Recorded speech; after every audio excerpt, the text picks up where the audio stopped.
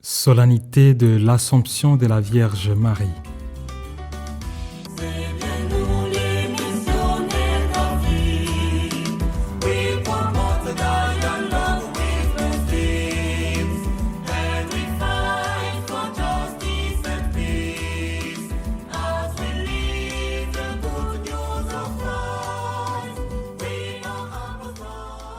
De l'équipe de communication des missionnaires d'Afrique à Rome, nous vous transmettons la bonne nouvelle pour la solennité de l'Assomption de la Vierge Marie, célébrée le 15 août, afin de nous préparer à accueillir la parole de Dieu qui nous révèle la victoire du Christ sur la mort et la gloire de celle qui, ayant porté en elle le Verbe de vie, a été élevée corps et âme dans la gloire du ciel.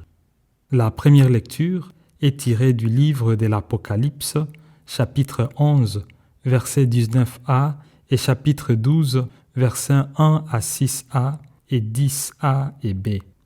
Jean nous dévoile un grand signe dans le ciel, une femme revêtue du soleil, la lune sous ses pieds et sur sa tête une couronne de 12 étoiles. Avec le psaume 44-45, nous répondrons « Debout, à la droite du Seigneur, se tient la reine toute parée d'or. » La deuxième lecture est tirée de la première lettre de Saint Paul apôtre aux Corinthiens, chapitre 15, versets 20 à 27. Saint Paul proclame que le Christ est ressuscité des morts, prémisse de ceux qui se sont endormis. Enfin, l'Évangile selon Saint Luc, chapitre 1, versets 39 à 56, nous rapporte la visite de Marie à sa cousine Élisabeth. Dès que Marie la salue, Élisabeth, remplie de l'Esprit Saint, s'écrie « Tu es bénie entre toutes les femmes, et le fruit de tes entrailles est béni. » Marie y répond par son Magnificat.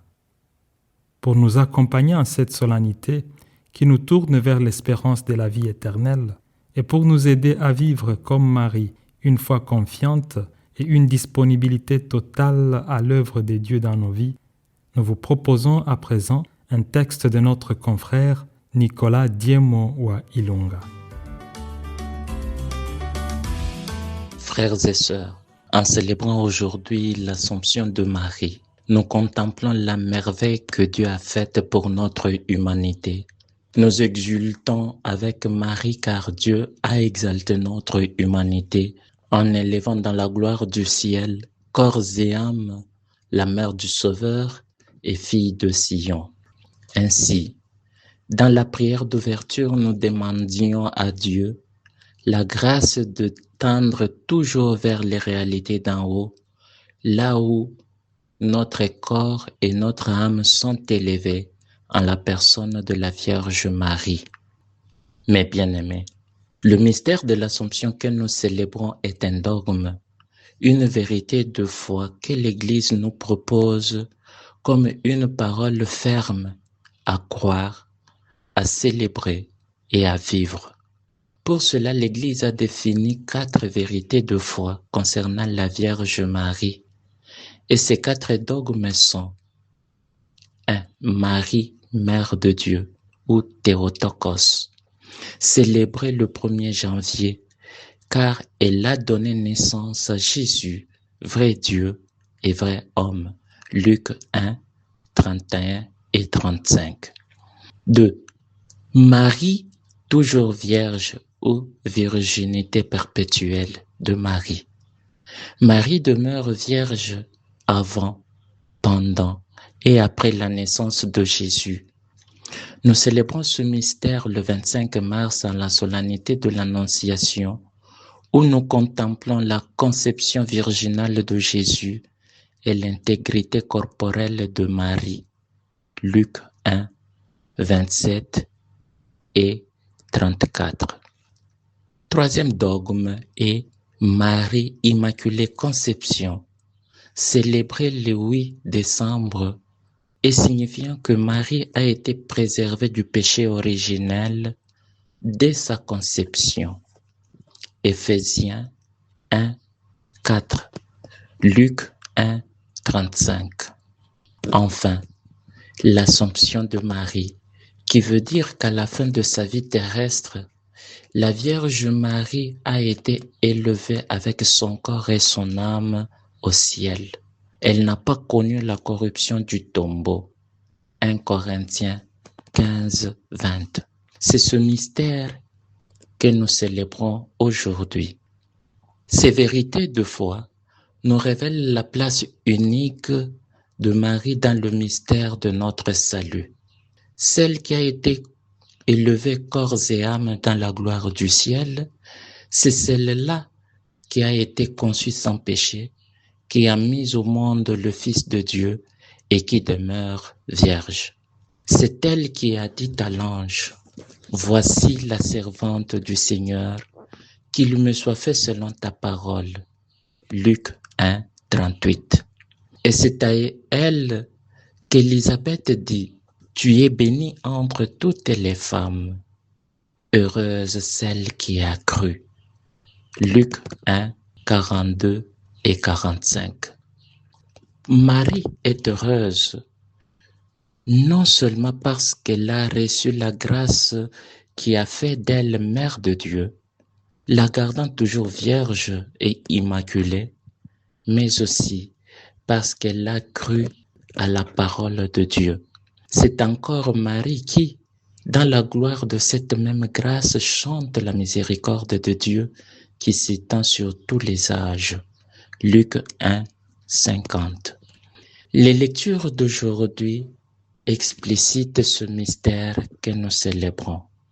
Mes bien-aimés, par son fiat, Marie s'est totalement rendue disponible à Dieu et totalement disponible à l'humanité, comme nous la voyons se rendre chez Élisabeth pour se mettre à son service et pour chanter les merveilles du Seigneur qui se penche sur les humbles, détrône les puissants et relève l'humanité déchue.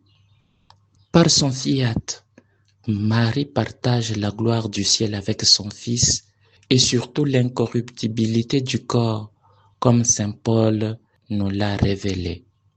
C'est à ce titre que Marie nous est présentée comme cette femme de l'Apocalypse qui enfante malgré la haine rouge du grand dragon, qui cherche à dévorer son enfant.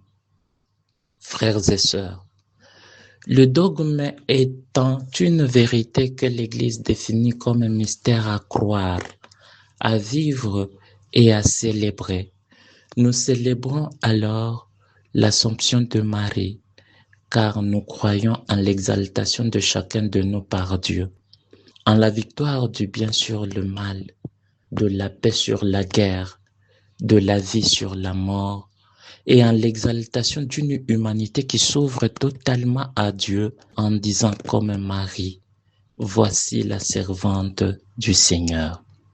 Comme servante du Seigneur, Marie a vécu dans l'humilité et l'ouverture totale au Seigneur et à l'humanité. Son Assomption nous engage à nous rendre totalement disponibles à Dieu et disponibles à nos frères et sœurs pour les servir. L'Assomption nous invite à vivre pour Dieu afin que nous donnions naissance à des enfants de lumière, à des bâtisseurs de paix et des promoteurs de justice et de droit, dans un monde où le combat mené jadis par le grand dragon n'est jamais fini. Plus que jamais, les grands dragons se sont multipliés dans notre monde et ne cessent de semer la terreur, la persécution, la déshumanisation et la mort. Ces dragons ont perdu le sens de l'humain et le goût de la sainteté. Ils répandent le sang parce qu'ils se sont fermés à Dieu. Ils cherchent à remplacer les merveilles de Dieu qui est saint par leur arsenal malsain de guerre. La miséricorde par la logique de toute puissance, d'égoïsme et d'orgueil, au point qu'ils sont devenus prisonniers du bruit des armes, avec des mains pleines de sang. Malgré ces dragons feu rouge, Dieu cherche encore des humbles serviteurs à exalter comme Marie. Des hommes et des femmes disponibles pour engendrer des bergers de toutes les nations. Des hommes et des femmes disponibles pour mener les combats à travers l'humble service de Dieu et de leurs frères et sœurs. La célébration de l'Assomption nous invite donc à contempler le signe de la femme et de surcroît celui de Marie pour mener le combat de Dieu, le combat contre les forces du mal et de la mort, les dragons qui défigurent et détruisent nos sociétés. C'est en Marie, comme modèle, que nous pouvons remporter la victoire sur l'injustice, la guerre et la mort. C'est au terme de ce combat que la résurrection nous sera offerte à la suite du Christ comme notre propre exaltation dans la gloire du ciel, à l'exemple de la Vierge Marie. Alors, avec Marie, nous pourrons chanter le Magnificat comme un chant de victoire de la miséricorde sur la haine et la vengeance. Que Marie intercède pour nous, afin que la mélodie du Magnificat devienne le cantique de victoire sur le bruit des armes. C'était notre confrère Nicolas Diemo wa Ilunga. Pour en savoir plus sur les missionnaires d'Afrique, rendez-vous sur notre site web mafrom.org. Vous pouvez également nous trouver sur YouTube sous le nom de Padri Bianchi et sur Facebook en tant que missionnaire d'Afrique. N'oubliez pas de télécharger l'application La Vigerie. Notre fondateur, Charles Cardinal Lavigerie, nous a appelés à être des apôtres et rien que des apôtres. Que la bonne nouvelle de notre Seigneur Jésus-Christ trouve une terre fertile dans votre cœur. Une production de l'équipe de communication des missionnaires d'Afrique à Rome, Vitus Dana Abobo, Salvatore Munoz Ledo Ruvalcaba et moi-même, Serge Zialiroa Boroto.